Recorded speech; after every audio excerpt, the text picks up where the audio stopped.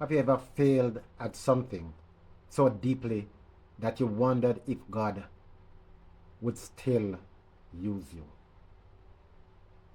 Have you ever gone back to what was comfortable for you because you felt that the calling was too heavy and that you could not fulfill that calling? What does it really mean to love God?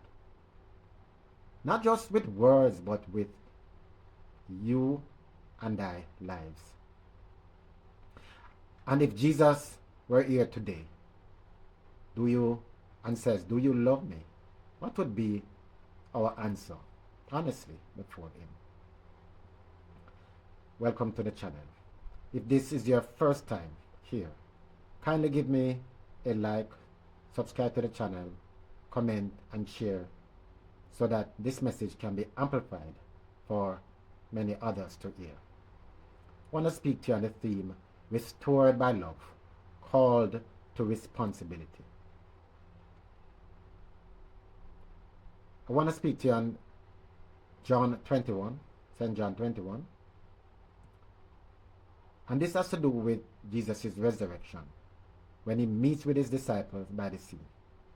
At this time, they had returned to fishing because that's what they knew. And then after trying to catch fish and it was futile, Jesus directed them to a miraculous catch. He provided for them. Then he invites them to breakfast.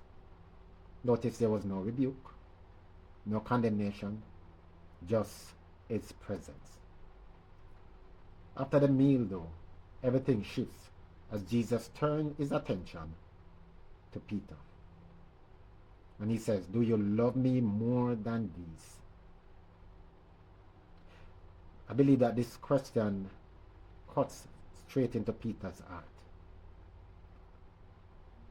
The fish that they were accustomed to, the fishing, that's their livelihood. But at the same time, that's their comfort zone. Jesus is asking Peter, and by extension us, is your love for me greater than anything else competing for your heart? It's about heart condition for Jesus. Jesus asks 3 times, not by accident, but by purpose.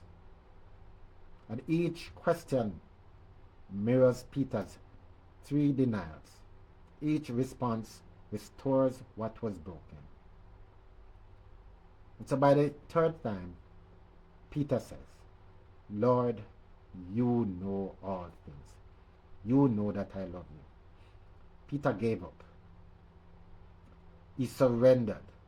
No more proving, no more boasting, just honesty before a holy God. Jesus said, "Feed my lambs, tend to my sheep, feed my sheep." And every declaration of love is followed by an assignment. He did not ostracize him. Feed my lambs. Speak to care for the new, those who are fragile and those who are overlooked. Tend to my sheep.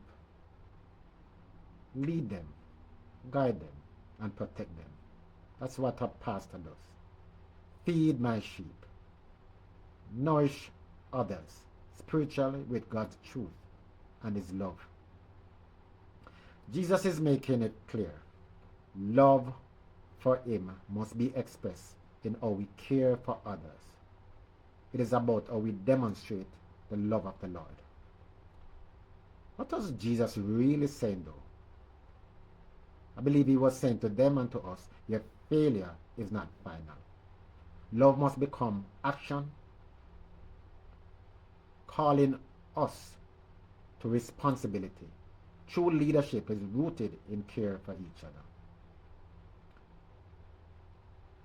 And the 3 scriptures, John 21:15-17, is a restoration and commission of Peter. Luke 22:61-62, Peter's denial and repentance. very important. Repentance. 1 John 3:18, let us not love with words only, but with actions and in truth. And so let me challenge you and I today. What are these in your life right now? In my life? What have you returned to because it feels safer than your calling? Are you loving Jesus in words or in responsibility? Who around you needs feeding, guidance, or care, and you've been avoiding it? Are you still disqualified in your own mind because of past mistakes? Jesus didn't just restore Peter, he recommissioned him. That's what the church has to do. Look beyond the faults and recommission people to how the Lord called them. He does this the same day. He meets you in your ordinary moments. And he asks you honest questions. And then he calls you higher. And so if this message touched you today, don't keep it to yourself. Share it with others. And if you have enjoyed this post, I invite you to kindly drop a like, subscribe, comment, and share the video so that this message can be amplified for others who need restoration and purpose today. May the Lord use us for his glory